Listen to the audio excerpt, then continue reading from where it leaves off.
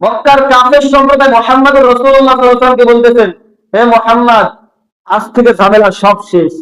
তো সত্যি ঝামেলা শেষ? হ্যাঁ, ঝামেলা শেষ। কি? 1 বছর তুমি আমাদের খোদার ইবাদত করবা, পরের বছর আমি তোমাদের খোদার ইবাদত করব। অর্থাৎ তুমি যার ইবাদত করো সে তার ইবাদত আমরা 1 বছর করবো, এখন আমরা যার ইবাদত করি তোমরা 1 বছর তার ইবাদত করবা। কি ভালো একটা ঐক্য জোট না? কি মনে হয়? ঐক্য জোট তো ভালোই, যে না মক্কার মধ্যে কোনো হানাহানি নাই, মারামারি নাই, কেউ কারো বিরুদ্ধে গেল না। 1 বছর তোমাদের দলে, 1 বছর আমাকে দলে। আল্লাহ তাআলা কি বললেন? ওয়ালা আনতুম আবিদুনা মা আবুদ। হে মুহাম্মদ সাল্লাল্লাহু আলাইহি ওয়াসাল্লাম, খবরদার ওদের এই শর্তে তুমি রাজি হবা না। তুমি তাদেরকে বলে দাও, তুমি যাদের ইবাদত করো আমি তার ইবাদত করি না। তুমি ইবাদত করো 360 জন দেব দেবীর, আমি ইবাদত করি এক আল্লাহ। তুমি যার ইবাদত করো আমি তার ইবাদত কেমনে করতে পারি? যখন কাফেররা এই কথায় নবীজির সঙ্গে সামঞ্জস্য করতে পারলেন না, তখন কাফেররা কি করলো? আর একটা প্ল্যান করলো। এসে বলতেছে, ইয়া মুহাম্মদ, তুমি একটা কাজ করো, ইত্তিবি কুরআনিন গায়রি হাযা, এই কোরআনের পরিবর্তে অন্য আরেকটা কোরআন আনয়ন করো, যেই কোরআনের মধ্যে সুদের কথা থাকবে না, যেই কোরআনের বিরুদ্ধে অপরাজনীতির কথা থাকবে না, যেই কোরআনের মধ্যে কিভাবে দেশ সংস্করণ করবা এই কথা থাকবে না, যেই কোরআনের বিরুদ্ধে অন্যায় দেখলে মাথা নিচু করে চলে যেতে হবে এই কথা থাকবে, যেই কোরআনের মধ্যে সুশীলতা থাকবে, যেই কোরআনের মধ্যে আল্লাহ 360 জন না একজন এটা থাকবে না, যার যেমন মন চাই তেমন করুন। এ মুহাম্মদ, ইত্তিবি কুরআনিন হাযা, এটা মানে অন্য আরেকটা কোরআন আনয়ন করো। মুহাম্মদ সাল্লাল্লাহু আলাইহি ওয়াসাল্লাম বললেন, এটা আমার কাজ না। তখন বললেন, আউবাদদিলহু, এইখান থেকে কিছু কিছু কিছু কিছু আয়াত রহিত করো। এইখান থেকে বললে আমি তোমাদেরকে মার্ক করে বলে দেই, ওই সূরার কত নম্বর আয়াত রহিত করে দাও, ওই সূরার কত নম্বর আয়াত রহিত করে দাও। যাক, তাহলে তোমাদের সাথে এবার আমাদের কি হবে? সামঞ্জস্য হবে। সূরা ইউনূস আয়াত নাম্বার 15, আল্লাহ রাব্বুল আলামিন বলেন, ওয়া ইযা তুতলা আলাইহিম আয়াতুনা বাইয়িনাত, আমার আয়াতকে যখন তাদের কাছে স্পষ্ট করে বর্ণনা করা হয় তখন তারা কি বলে? ইত্তিবি কুরআনিন গায়রি হাযা আও বাদদিল, হে মুহাম্মদ, এটা বাদে অন্য আরেকটা কোরআন আনয়ন করো, অথবা এটার কিছু কিছু আয়াত ওই সূরার কত নম্বর আয়াত তুমি কি করে দাও? মুছে দাও। তখন আল্লাহ তাআলা বললেন, কুল, হে নবী আপনি বলুন, ইন আত্তাবিউ ইল্লা মা ইউহা ইলাইহি, আল্লাহ আমার প্রতি যা নাযিল করেছে ওটা মানাই আমার কাজ। আমার কাজ এটা নয় যে কোরআনের কোন আয়াত পরিবর্তন করা। এটা কি মুহাম্মদ সাল্লাল্লাহু আলাইহি ওয়াসাল্লামের কাজ? আল্লাহ বলেন, মা নানসাখ মিন আয়াতিন আও নুনসিহা নাতি বিখাইরিন মিনহা আও মিসলিহা। সূরা বাকারা 106 নম্বর আয়াতের বর্ণনা। কোরআনের কোনো কিছু আমি রহিত করি অথবা ভুলিয়ে দেই, তার চেয়ে উত্তম আনয়ন করা এটা আমি আল্লাহর কাজ। কোরআনের কোন আয়াত রহিত করা বা কোন আয়াত সংযোজন করা এটা কার কাজ? আল্লাহর কাজ। এটা কি নবীর কাজ? নবী বলেন, ইন আত্তাবিউ ইল্লা মা ইউহা ইলাইহি, আমার দায়িত্ব হলো প্রচার করা, আল্লাহ যা বলেছেন সেটা প্রচার করার দায়িত্ব হলো আমার। নবীজি বলেন, ইন্নী আখাফু ইন আসাইতু রাব্বি আযাব ইয়াউমিন আযীম, আমি যদি আজ আমার রবের বিধিবিধান তোমাদের কাছে স্বয়ং সম্পূর্ণ আকারে না বলি, আমার রবের সংবিধান তোমাদের সামনে যদি না বলি, তাহলে আমি এই বিভীষিকাময় দিনের কঠিন শাস্তির ভয় করি। নবী বলেন, আমি কিয়ামতের দিনের শাস্তির ভয় করি। আর আমরা যারা টুটকে মুসল্লি আলেম আছি, আমরা যদি কোরআনের কথা না বলি, তাহলে নবী যদি ভয় করেন আমাদের কি করা উচিত? বাঁচার কোনো অপশন আছে? নবীজি সাল্লাল্লাহু আলাইহি ওয়াসাল্লাম ঘনমন্ডতা নিয়ে তিনি বসে আছেন আর চিন্তা করতেছেন, মক্কার কাফেরদের দাঁড়ে দাঁড়ে দাঁড়ে দাঁড়ে দাঁড়ে দাঁড়ে গিয়ে আমি ইসলামের দাওয়াত দেই, কোরআনের দাওয়াত দেই। মুহাম্মদ সাল্লাল্লাহু আলাইহি ওয়াসাল্লাম বলেন, আমাদের সৃষ্টিকর্তা একজন, কাজেই তার ইবাদত করো, হে মানব জাতি অন্য কারো ইবাদত করো না। এই কথা বলি, তারপরেও কেন তায়েফবাসী আমাকে পাথর মারে, তারপরেও কেন তায়েফবাসী আমাকে মারতে চায়, তারপরেও কেন আমার চাচা আবু জাহেল আমাকে চাবুক মারে। এই কথাগুলো যখন নবীজি সাল্লাল্লাহু আলাইহি ওয়াসাল্লাম নিজের অন্তরের মধ্যে লালন করতেছেন, ভাবতেছেন আর অধর ঝরে অশ্রু ফেলতেছেন, অঝরে অশ্রু ফেলতেছেন আর এই কথাগুলো ভাবতেছেন, তখন আল্লাহ রাব্বুল আলামিন পবিত্র কোরআনুল কারীমের সূরা বাকারার 120 নম্বর আয়াত নাযিল করে জানিয়ে দেন, ওয়ালান তারদা আনকাল ইয়াহুদ ওয়ালান নাসারা হাত্তা তাত্তাবিআ মিল্লাতাহুম। হে নবী, আপনি কাফের, বেঈমান, মুনাফিক, ইহুদিদের ব্যাপারে চিন্তিত হচ্ছেন কেন তারা ইসলাম গ্রহণ করে না? শুনুন, কখনোই তারা আপনার প্রতি সন্তুষ্ট হবে না যতক্ষণ না আপনি তাদের ধর্ম গ্রহণ করবেন। আপনাদের মধ্যেও বা এইখানে না থাক, বাংলাদেশে এমন কিছু মানুষ আছে যারা ইহুদি মার্কা মুসলমান। কষ্ট পাইলেন কথায়? হুজুর আমার কথার বিরুদ্ধে কথা কইল কেন? হুজুর আমার মত মতো হইল না, কেন কেন হইল না হুজুর আমার মত মতন? এই কারণে তারা কি করে, হুজুরের উপর জুলুম শুরু করে দেয়। আছে না এরকম? মক্কার কাফেররাও ঠিক তাই। আল্লাহ পবিত্র কোরআন জানায় দেন, শুনুন, কখনোই তারা আপনার প্রতি ঈমান আনবে না যদি না আপনি তাদের ধর্মের অনুসরণ করেন। আর যদি ওয়ালা ইত্তাবা'তা আহওয়াহুম বা'দাল্লাযী জাআকা মিনাল ইলম, কোরআনের জ্ঞান আসার পর আপনি যদি তাদের ধর্ম দর্শন অনুসরণ করেন, তাদের মনের প্রবৃত্তির অনুসরণ করেন, মা লাকা মিনাল্লাহি মিন ওয়ালিয়্যিন ওয়ালা নাসির, তবে আল্লাহর হাত থেকে আপনাকে বাঁচানোর জন্য আপনার জন্য কোনো অভিভাবক বা সাহায্যকারী নাই। নবীজিকে এত সম্মান আল্লাহ দিলেন, তারপরেও ধমকের স্বরে কোরআনে কিভাবে বলতেছেন, হে নবী, আমার কোরআন বাদে আপনি যদি কারো মন গড়া নীতির অনুসরণ করেন, মন গড়া সংবিধানের অনুসরণ করেন, তাহলে আমি আল্লাহর থেকে আপনাকে বাঁচাবার মতো কেউ। তাহলে আমার অবস্থা কি? সূরা বাকারা 145 নম্বর আয়াতে আল্লাহ বলেন, ইন্নাকা ইযাল লামিনাজ যালিমিন, নবী আপনি যদি তাদের মন গড়া খেয়াল খুশির অনুসরণ করেন তাহলে আপনি জালেম হবেন। নবীকে যদি আল্লাহ এই কথা বলতে পারেন, আল্লাহ আমার জীবনে তো গুনাহ গুনাহ, ডাইনে বামে উপরে নিচে সামনে পিছনে সব জায়গা গুনাহ। নবী ছিলেন মাসুম, বেগুনাহ, নিষ্পাপ। নবীর আচার আচরণ ইবাদত আখলাক, নবীজি জীবনে তাহাজ্জুদ মিস দেন নাই 2-4 দিন বাদে, আর আমি তো 2-4 দিনও তাহাজ্জুদ করি নাই। নবীজি তাহাজ্জুদ করেছেন, রাতের 2/3 অংশ চলে গেলে 1/3 অংশ রাত দাঁড়িয়ে দাঁড়িয়ে তাহাজ্জুদ করেছেন। আমার তো গোটা জিন্দেগিতে এমন ইবাদত নাই। তাই সেই নবীকে যদি আল্লাহ তাআলা ভালোবেসে মহব্বত করে কোরআনের বিভিন্ন জায়গায় সম্মান দিয়ে কথা বলতে পারেন, ঠিক সেই নবীকেই আল্লাহ তাআলা কোরআনের বিভিন্ন জায়গায় বলতেছেন, আমার সংবিধান না মানলে, আমার নীতি না মানলে, আমার কোরআন না মানলে, মা লাকা মিনাল্লাহি মিন ওয়ালিয়্যিন ওয়ালা নাসির, আমি আল্লাহর থেকে তোমাকে বাঁচাইতে কেউ পারবে না। ইন্নাকা ইযাল লামিনাজ যালিমিন, তবে নবী আপনি জালেমদের অন্তর্ভুক্ত হবেন। অন্যথায় আল্লাহ তাআলা বলেন, কিয়ামতের দিন বিভীষিকাময় দিনে আপনাকে দ্বিগুণ শাস্তি আমি দিব। আল্লাহ নবীকে এত ভালোবাসেন, তারপর আল্লাহ শাস্তির ভয় কেন দিবেন? এটা শুধু নবীকে আল্লাহ দিবেন তাই না, আমাদেরকেও দিবেন, আমাদেরকেও দিবেন। সুনান তিরমিজি শরীফের হাদিস, কিতাবুল ইলম, বাবুল ইলমের হাদিস, ইলমের অধ্যায়ের একটা হাদিস। আপনারা আমাকে জিজ্ঞেস করছেন, হুজুর বলেন সুদ খাওয়া কি? আমি এখন চিন্তা করলাম, ডান পাশে একজন ব্যক্তি আছে যিনি সুদ খায়, আন্তর্জাতিক সুদখোর। তার সামনে যদি বলি সুদ খাওয়া হারাম, তাইলে তিনি আমাকে মাস শেষে যে হাদিয়াটা দেন, ওই হাদিয়াটা আর দিবেন না। এই ভয়ে আমি সুদের কথা স্কিপ করে আমি বললাম সুদ খাওয়া কি, এই বলে হ্যান ত্যান আনাই বানাই কইরা পাশ কাটে চলে গেলাম। বললাম না সুদ খাওয়া হারাম, বললাম না ওইটা হারাম, বললাম না এটা বেদাত, বললাম না এটা শিরক। আল্লাহ রসুল বলেন, এর জন্য আল্লাহ 2টা শাস্তি রাখছেন, আর তাকে আমি একটা উপাধি দিছি। তার উপাধিটা হলো বোবা শয়তান। তার উপাধি কি বলেন? বোবা শয়তান। যে আলেম হক কথা জানে, জানার পরেও বলে না, ওই আলেম হলো বোবা শয়তান। 2 নাম্বার, আল্লাহ তাআলা কিয়ামতের দিন তার মুখের মধ্যে লাগাম করিয়ে দিবেন। লাগাম বুঝেন? ঘোড়ার মধ্যে কি থাকে? লাগাম থাকে না ঘোড়ার মুখে? তাহলে মুখের মধ্যে যদি আল্লাহ আমাকে লাগাম করিয়ে দেন, আপনারা বাঁচাইতে পারবেন আমাকে? আজকে আমি আপনার দালালি করতেছি, আপনার গোলামি করতেছি, আপনার কথা মেনে চলতেছি, কিন্তু কিয়ামতের ওই দিনে যদি আল্লাহ আমার মুখে লাগাম করিয়ে দেন, পারবেন আমাকে কেউ বাঁচাইতে? যদি না পারেন, এই বুঝটা যদি আমার অন্তরে থাকে, আমি যদি মানুষ হয়ে থাকি, ইমানদার মুসলমান এটা পরের কথা, আমার যদি মানুষত্ব বোধ থেকে থাকে, আমার যদি জ্ঞান থেকে থাকে, আল্লাহর কসম করে বলি, যার মধ্যে এতটুকুন বিবেক আছে যে মানুষের গোলামি করলে আল্লাহ জাহান্নাম দিবে, তাম পৃথিবীর মানুষ তাকে বাঁচাইতে পারবে না, এতটুকুন মানুষত্ব বোধ যার কাছে আছে, সে কোরআন স্বয়ং সম্পূর্ণ বলবেই বলবে, তাদের জেল ফাঁস যা হওয়ার হবে হোক, তাতে তার কোনো কিছু আসে যায় না। কারণ আমার জান্নাত জাহান্নাম দেওয়ার মালিক কে? আপনাকে জান্নাত দিবেন কে?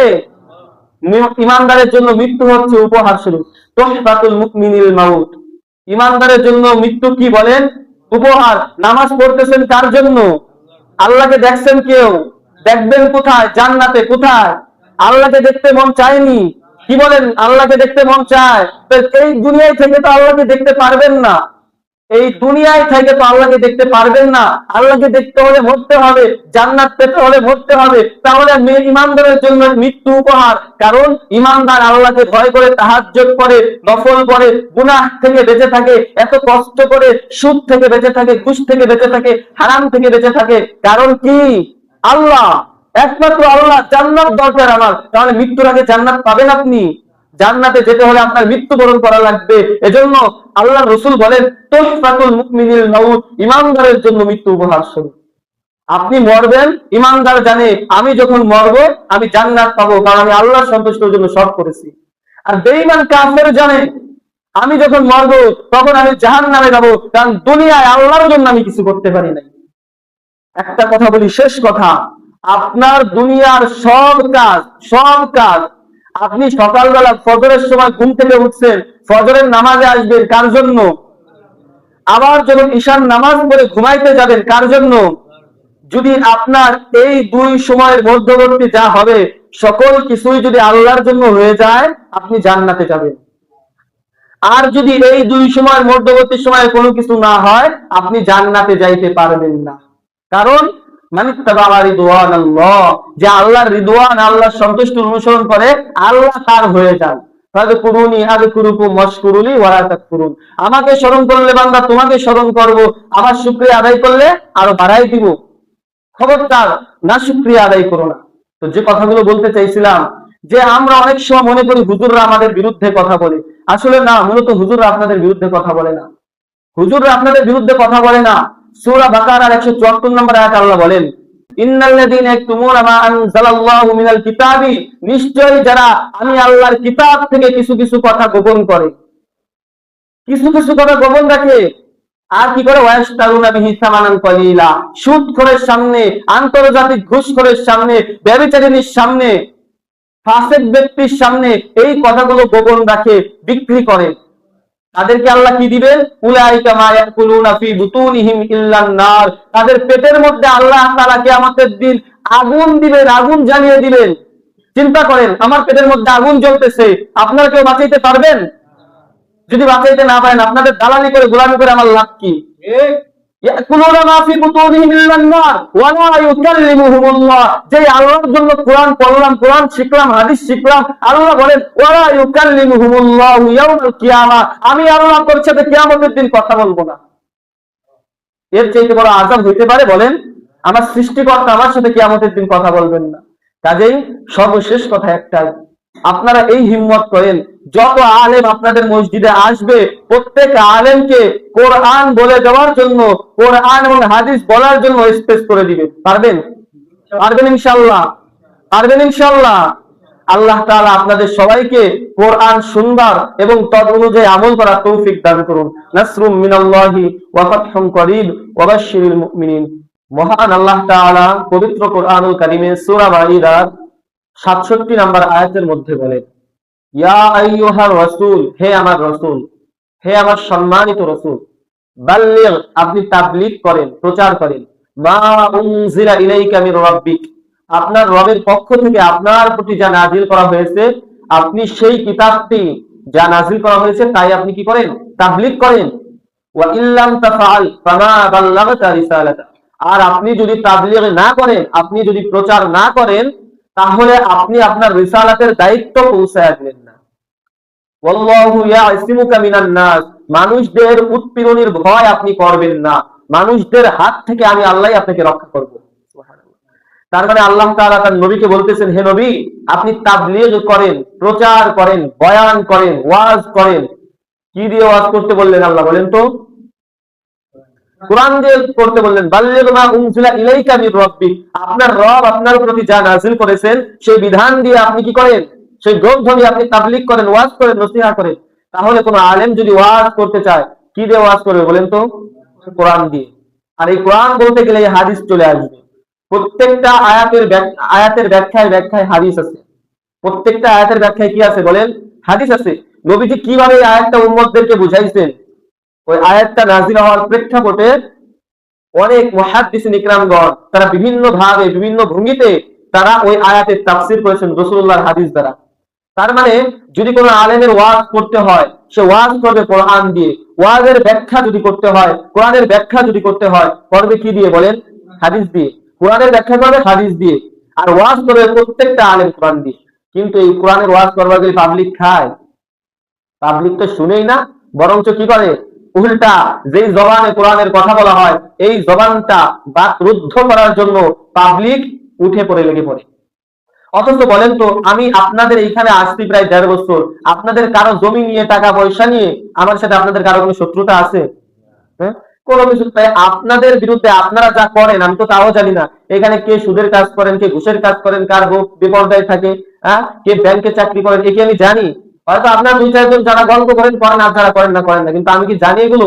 আপনি কবে কোন দিন কি করছেন এটাও তো আমি জানি না। তো আমি যখন এই কথাগুলো বলি কোরআনের পক্ষে, অন্যায়ের বিপক্ষে আমি যখন কথাগুলো বলি, তখন আপনারা বিপক্ষে চলে যান কেন? আসলে আপনারা মনে করেন যে হুজুর মেইনলি আমাকে হিট করতেছে। আসলে আপনাদের কাউকে হিট করার উদ্দেশ্যে আমি কোরআন বলি না। আমার পূর্বের মসজিদে, সর্বপ্রথম যে মসজিদে আমি ইমামতি করেছি, ওই মসজিদে আমার একটা দুর্নাম রটে গেছিল কি জানেন? যে হুজুর খালি নতুন নতুন কথা কয়। মানে আগে কোনোদিন এই কথা শুনি নেই, এই কথা হুজুর পায় কোথায়? আমার কাছে কোরআন ছিল, ওই সময় তো কোরআন হাতে নিয়ে কথা বলতাম। ওই সময় কোরআন, আপনাদের এখানে আসা পরেও কোরআন হাতে নিয়ে কথা বলছি, কিন্তু পরে যখন দেখি যে আপনাদের এখানে আলেম ওলামা আছে, বা আপনারা এখানে কথাগুলো বুঝতেছেন বা কিছুটা শুনতেছেন, তখন থেকে কোরআন আর হাতে নেই না। আমি কোরআন এইভাবে হাতে নিয়ে প্রত্যেকটা আয়াত পড়তাম আর এইভাবে দেখাইতাম, এই যে দেখেন এই পৃষ্ঠার এত নম্বর আয়াত, এই পারার এই সূরার এত নম্বর আয়াত, দেখেন আল্লাহ কি বলতেছে। তারপরেও তারা আমাকে বলতো আমি নাকি নতুন নতুন কথা বলি। মক্কায় নবীজি সাল্লাল্লাহু আলাইহি সাল্লামকেও ঠিক তাই বলছিলেন। আমি নবী না, নাউযুবিল্লাহ, নবীর সমকক্ষ না, নাউযুবিল্লাহ, তবে নবীর একজন আদনা উম্মত। তিরমিজি শরীফের হাদিস, বাবুল কিয়ামা, কিয়ামতের অধ্যায়ের হাদিস। নবীজি বলেন, আমার উম্মত যে হবে, যে আমার খাঁটি সত্যিকার উম্মত হবে, তার উপর 3টা জিনিস আসবে। কয়টা বলেন? 3টা। 1 নাম্বার, আমাকে পাগল উন্মাদ বলা হয়েছে, তাকেও পাগল উন্মাদ বলা হবে। তাকে কি বলা হবে বলেন? পাগল উন্মাদ বলা হবে। 2, যুগের পরিপ্রেক্ষিতে তাকে বলবে তুমি এই নতুন কথা পাইলা কোথায়। 3, তার উপর জুলুম, অত্যাচার এবং দারিদ্রতা তার উপর অর্পিত হবে। কাজেই যদি আপনি নবীজি খাঁটি উম্মত হতে চান, মানুষ আপনাকে পাগল বলবে, এটাই স্বাভাবিক। মানুষ আপনার কথাকে উপহাস করবে, এটাই স্বাভাবিক। মানুষ আপনার দরিদ্রতা দেখে, আপনার অবস্থা, করুণ অবস্থা থেকে উপহাস করবে, এটাই স্বাভাবিক, যদি আপনি কি হন বলেন? নবীর উম্মত হতে চান। তো আল্লাহ আমাদেরকে হুকুম দিলেন, আমাদের নবীকে হুকুম দিয়েছেন। আর এই আয়াতের ব্যাখ্যায় নবীজি বলেন, বাল্লিগু আন্নি ওয়ালাউ আয়া, আমার কাছ থেকে যদি একটা আয়াত বা হাদিস তোমরা শুনে থাকো, প্রত্যেকটা মুমিন মুসলমানের জন্য ওই আয়াত বা হাদিস প্রচার করা, তাবলীগ করা ফরজ। তার মানে বোঝা যায় যে কোরআন প্রচার করা প্রত্যেকটা মুমিন মুসলমানের জন্য ফরজ, প্রত্যেকের জন্য ফরজ। এখন আপনি কবেন যে হুজুর তো ফরজ তাই কর, আমরা কত হুজুরের ওয়াজ শুনি, কোনোদিনও তো তাদের বিরুদ্ধে কোনো কথা পাইলাম না, বরঞ্চ তারা দেখা হয়ে গেলে আল্লাহকে হাদিয়া দিতাম, মুসাফা করে তারা কি দেয়? হাদিয়ে দেয়।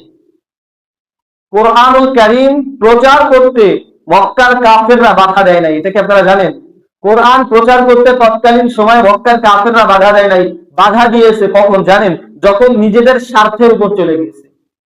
মুহাম্মদ রাসূলুল্লাহ সাল্লাল্লাহু আলাইহি ওয়াসাল্লামের প্রথম দাওয়াত ছিল লা ইলাহা ইল্লাল্লাহ। আল্লাহ পবিত্র কোরআনুল কারীমে বলেন, ফা'লাম, জেনে রেখো, আন্নাহু লা ইলাহা ইল্লাল্লাহ, নিশ্চয় মূলত পক্ষে, প্রকৃত পক্ষে একমাত্র আল্লাহ ছাড়া অন্য কোনো আল্লাহ নেই। এই কথা যখন নবীজি প্রচার করতে লাগলেন, তাবলীগ করতে লাগলেন, শোনো মক্কার ভাই বোনেরা, তোমরা এক আল্লাহর ইবাদত করো, এক আল্লাহর বিরুদ্ধে, এক আল্লাহর ভিন্ন অন্য কারো ইবাদত করো না। তখন আবু সুফিয়ান, আবু জাহেল, আবু লাহাব, উতবা, সাইবা সহ প্রমুখ কাফেরগণ নবীজির বিরুদ্ধে লেগে গেল। হায় হায়, মুহাম্মদ কয় কি, এতদিন আমরা 360 জন দেবদেবীর পূজা করতাম, আরাধনা করতাম, ইবাদত করতাম, আর মুহাম্মদ বলতেছেন একজনের ইবাদত করতে হবে না, এটা আমরা মানি না। মুহাম্মদের বিরুদ্ধে ঢালাও ভাবে প্রতিবাদ আন্দোলন করতে থাকলো কাফেররা। কি কারণে বলেন তো? যখন তাদের অন্যায়ের বিরুদ্ধে নবীজি কথা বলছেন। আমি যদি এখানে নামাজের সুফল, নামাজ পড়লে কি হবে, বাংলাদেশে যত পীর আছে, এই পীরেরা যদি নামাজ পড়লে কি হবে শুধু এইটা না বলে, নামাজ না পড়লে কি হবে এই কথাগুলো বলে, রোজা রাখলে কি হবে এই কথা না বলে, রোজা না রাখলে কি হবে এই কথা বলে, আল্লাহ কোরআনের আংশিক মানলে কি হবে, আর সম্পূর্ণ না মানলে অল্প কিছু মানলে কি হবে, এই কথা যদি বলেন, অন্যায়ের বিরুদ্ধে কথা বলা যদি শুরু করেন, তাহলে দেখবেন বাংলাদেশে যত খানকা আছে, এই অধিকাংশ খানকায় মানুষ যাবে না। এটা আপনারা মাইনে নিয়ে নেওয়ার কথা। কারণ কি জানেন? যখনই আমি সুদের বিরুদ্ধে কথা বলবো, সুদখোর কোনোদিনও আমার সাথে এসে মুসাফা করবে না। আমি যখন ব্যভিচারের বিরুদ্ধে কথা বলবো, যার স্ত্রী মনে করেন ব্যভিচার করে, আমার সঙ্গে সে কখনো এসে দেখা করবে না। আমি যখন ঘুষের বিরুদ্ধে কথা বলবো, ঘুষখোর কখনো এসে আমার সাথে দেখা করবে না। আমি যখন নোংরা রাজনীতির বিরুদ্ধে কথা বলবো, নোংরা রাজনীতির বিরুদ্ধে কথা বলবো, তাহলে নোংরা রাজনীতি যারা করে তারা কখনো আমার সঙ্গে এসে দেখা করবে না, তারা কখনো আমার সহমতে বসবে না। আমি যখন অন্যায়ের বিরুদ্ধে কথা বলবো তখন লোক পাবো না, কিন্তু যখন ন্যায়ের কথা বলবো, নামাজ পড়ো, রোজা রাখো, নামাজ পড়লে আল্লাহ এই দিবেন ওই দিবেন, নামাজ পড়ো, রোজা রাখো, সামনে রমজান, রোজা রাখো, সামনে শাহবাগ, ইবাদত করো, আমি যদি খালি ভালো কথাগুলো বলি, অন্যায় থেকে আপনাদেরকে বাধা না দিয়ে যদি খালি সৎ কাজের প্রতি উদ্বুদ্ধ করি, তাহলে আমার ইমামত্ব কিয়ামত আল্লাহ যতদিন হায়াত দিচ্ছেন ততদিন পর্যন্ত টিকে থাকবে। কিন্তু সমস্যা হবে কখন? যখন আমি বিরুদ্ধে কথা বলা শুরু করব। কিসের বিরুদ্ধে? অন্যায়ের বিরুদ্ধে। আজ দেখেন আল্লাহ রাব্বুল আলামিন আমাদেরকে কি নির্দেশ দিয়েছিলেন আর আমরা তার কোন নির্দেশটা পালন করছি। আল্লাহ তাআলা পবিত্র কোরআনুল কারীমের সূরা বাকারার 85 নম্বর আয়াতে বলেন, আফাতুমিনুনা বিবাদিল কিতাবি ওয়া তাকফুরুনা বিবাদ, তোমরা কি কিতাবের এক অংশের প্রতি বিশ্বাস রাখো, অপর অংশকে প্রত্যাখ্যান করো? দেখবেন আমাদের সমাজে কিছু কিছু আলেম আছে যারা নামাজের বাইরে ওয়াজই জানে না, তাবলীগের বাইরে ওয়াজই জানে না, কি জানা আছে, ছয়টা সিলসিলা আছে, এটার বাইরে তারা ওয়াজই করতে জানে না, তারা সকাল সন্ধ্যা জিকিরের বাইরে ওয়াজই করতে জানে না। নামাজ পড়লে কি হবে? আল্লাহ গুনাহ মাফ করে দিবেন, কিন্তু নামাজ না পড়লে যে সে কাফের হয়ে যাবে এই কথা বলে না।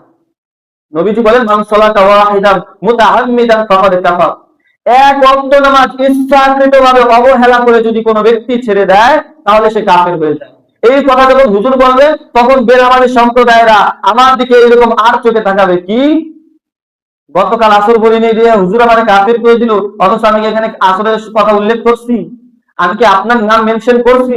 নবীজি সাল্লাল্লাহু আলাইহি ওয়াসাল্লাম বলেন, যে ব্যক্তি রোজা রাখবে না, সুনান কুবরালিল বাইহাকির হাদিস 2য় অধ্যায়ে, যে ব্যক্তি রোজা রাখবে না কিয়ামতের দিন তার পা উপরে দিয়ে মাথা নিচে দিয়ে আল্লাহ তাআলা, ওই যে আপনারা দেখেছেন না যেমনি ভাবে চিকেন পুরায়, মুরগি পুরায়, দেখেছেন না, ঠিক এইভাবে তাকে শাস্তি দিবেন আল্লাহ তাআলা।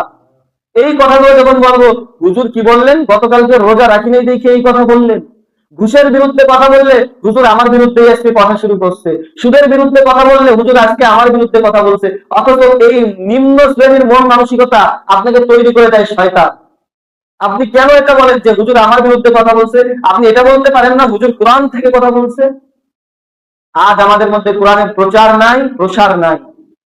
আপনাদের মধ্যে অনেকেই আছেন যারা হুজুরদেরকে সৎ উপদেশ দিয়ে বলেন, হুজুর কোরআনের এই কথা বলবেন, বর্তমান সময় ভালো না, জামানা ভালো না, ঝামেলা হয়ে যাবে, এই কথা কইেন না, এই কথা বলে ঝামেলা হবে। আপনারা অনেকে ভালোবাসে এই কথা বলেন, শুধু আপনারা না, বাসায় গেলেও বাড়িতে আমার বাপ মা এই কথা কয়, আব্বা কয় না কিন্তু মা কয়, বড় ভাইরা যারা আছে তারা কয় যে খবরদার এই কথাগুলো কইস না।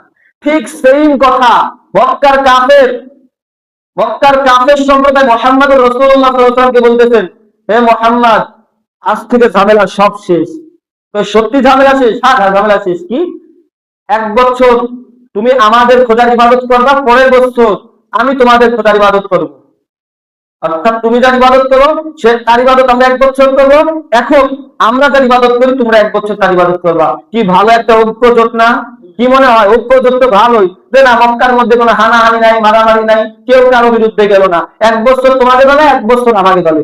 আল্লাহ তাআলা কি বললেন?